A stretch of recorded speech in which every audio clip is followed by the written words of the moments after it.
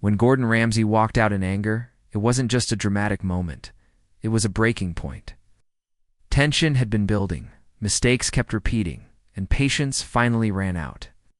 In that instant, the kitchen fell silent, not because he left, but because everyone knew why.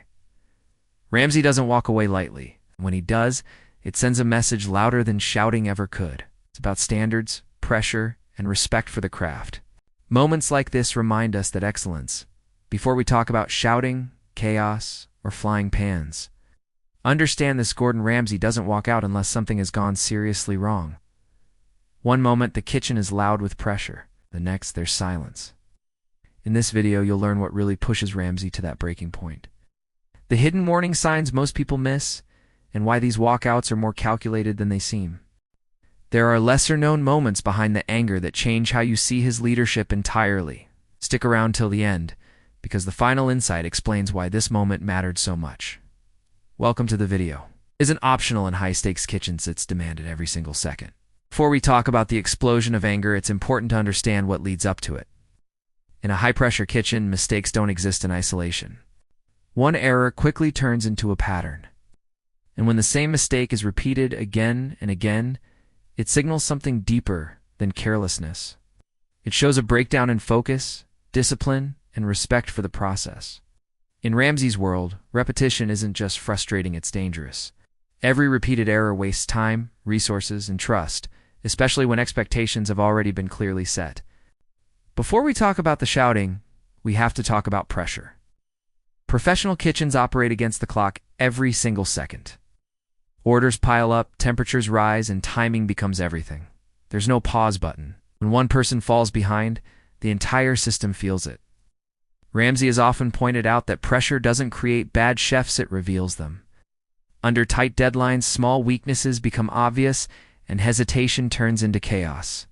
The kitchen becomes a test of mental endurance as much as technical skill. Before we talk about losing patience, notice how time constraints quietly drain it away.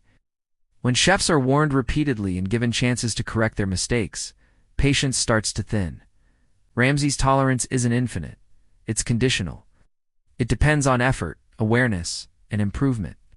When time keeps slipping and standards keep dropping, every second feels heavier than the last. The ticking clock becomes louder than any shouting, and frustration builds, even in moments of silence. Before we talk about anger, look at how expectations are communicated. Instructions are given clearly, sometimes bluntly, and often more than once. When those instructions are ignored or misunderstood, it creates a sense of disrespect. For Ramsay, that's often worse than the mistake itself. He's known for believing that attention to detail is non-negotiable, especially when the pressure is already intense. Repeated failures under clear guidance send a message that standards aren't being taken seriously. Before we talk about walking out, understand the emotional fatigue behind it. Managing a kitchen means constantly balancing urgency with control. Ramsay isn't just cooking, he's watching timing, taste, teamwork, and leadership all at once. When the same issues resurface despite corrections, it feels like running in place. That exhaustion doesn't always show immediately, but it builds quietly, mistake after mistake, minute after minute. Before we talk about the breaking point, recognize the warning signs. Shorter responses, longer pauses. A shift from correction to observation. These moments often go unnoticed, but they signal patience wearing thin. The kitchen may still be moving, orders still going out, but tension hangs in the air. Everyone feels it, even if no one says it out loud. This is the space where pressure, repetition, and time collide, and where patience slowly disappears. Before we talk about the moment everything collapses, understand that control doesn't disappear all at once. It slips. 1 second at a time. The kitchen is still moving, orders are still being called, but something feels off. Communication tightens. Eyes avoid contact. The rhythm that once held everything together starts to crack. This is the moment where effort no longer compensates for mistakes, and urgency turns into panic. Before we talk about losing control, notice how the room changes. The heat feels heavier, sounds become sharper. Every clatter of a pan lands harder than it should. Ramsay watches closely in these moments, not reacting immediately, but measuring what he's seeing. It's not just about food anymore. It's about awareness, leadership, and whether anyone is actually listening. When those elements fail together, control doesn't just weaken, it disappears. Before we talk about the decision to walk out, understand that it's rarely impulsive. Ramsay has already warned, corrected, and waited. The walkout isn't an escape from chaos. It's a response to it. Staying would mean repeating the same instructions to people who aren't absorbing them. Leaving becomes the only way to make the message land. It's not surrender. It's a statement that the current standard isn't acceptable. Before we talk about Ramsay turning his back, think about what that choice signals to the kitchen. Authority doesn't always come from presence. Sometimes it comes from absence. When he steps away, the safety net disappears. There's no voice guiding corrections, no immediate feedback, no pressure valve releasing steam. What's left is accountability. Every chef is forced to confront the consequences of their performance without distraction. Before we talk about silence, remember how loud the kitchen was just moments before. Orders flying, timers beeping, voices overlapping. Then suddenly, nothing. The noise doesn't fade, cuts off. That silence is heavier than shouting ever was. It's filled with realization. Everyone understands exactly why it happened, even if no one says it out loud. Silence becomes the loudest response in the room. Before we talk about shock, focus on the stillness that follows. Hands pause, mid-task, movement slow, confidence drains. The absence of Ramsay's presence forces the team to face their own mistakes without commentary. In that quiet, pressure doesn't disappear, it multiplies. Every decision now feels exposed, every error feels final. Before we talk about control being lost, recognize that this moment changes the dynamic completely. The kitchen is no longer reacting to authority, it's reacting to consequence. Ramsay's walkout creates a vacuum where leadership must either emerge or fail. The silence tests who is capable of stepping up when guidance is removed. Before we talk about what comes next, stay in this moment. The tension hasn't ended. It's suspended. The kitchen is frozen between chaos and responsibility, between failure and recovery. This is the exact space where standards are either reclaimed or completely abandoned, and everyone in the room knows it. Before we talk about anger, it's important to clear up a common misunderstanding. A walkout isn't just an emotional reaction or a loss of temper. In Gordon Ramsay's world, it's a line being drawn.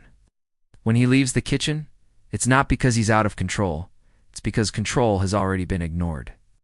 The walkout becomes a signal that words are no longer enough to correct what's happening.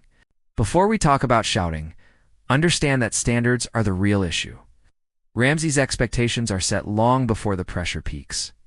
Quality, timing, cleanliness, and communication aren't optional extras.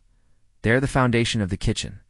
When those standards are repeatedly missed, staying present and repeating instructions only normalizes failure. Walking out interrupts that cycle and forces everyone to confront the gap between what's expected and what's being delivered. Before we talk about discipline, notice how structure holds everything together in a professional kitchen. Discipline isn't about fear, it's about consistency. It's about showing up prepared, listening carefully, and executing under pressure. When discipline breaks down, chaos follows quickly. Ramsay's walkout highlights that breakdown without adding more noise. It removes guidance to reveal whether the team can maintain structure on their own. Before we talk about respect, look at how it's demonstrated in small ways. Paying attention, following instructions, owning mistakes, improving after feedback. When these actions are missing, it communicates disregard and, just for Ramsay, but for the craft itself. A walkout responds to that deeper issue. It says respect cannot be demanded through volume, has to be earned through behavior. Before we talk about leadership, recognize that presence isn't the only tool a leader has. Sometimes leadership means stepping away and allowing consequences to speak. Ramsay's absence shifts responsibility entirely onto the team. Without his voice, every chef must decide whether standards still matter.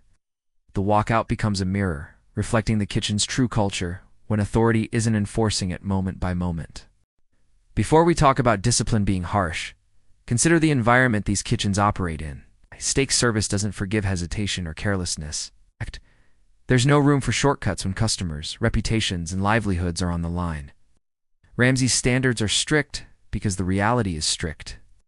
The walkout reinforces that reality without needing explanation. Before we talk about respect being mutual, understand that it flows both ways. Ramsay invests time, energy, and knowledge into correcting mistakes. When that effort isn't met with improvement, walking away becomes a form of honesty. It acknowledges that respect cannot exist where effort isn't returned. The silence left behind forces reflection in a way shouting never could. Before we talk about meaning, stay focused on what the walkout represents. It's not rage, it's expectation. It's the refusal to lower standards for the sake of comfort. In that absence, discipline and respect are no longer concepts being discussed. They're being tested in real time. High-pressure environments have a way of revealing the truth. They show who can stay focused, who can adapt, and who understands that standards exist for a reason. What moments like this teach us is simple excellence is never a coincidence, and it's never optional. When pressure rises, there's no room for excuses, only accountability and growth. If this breakdown gave you a new perspective on leadership and discipline, make sure to like this video and subscribe to the channel for more deep dives like this. Stay with us because mastery is built under pressure, not comfort,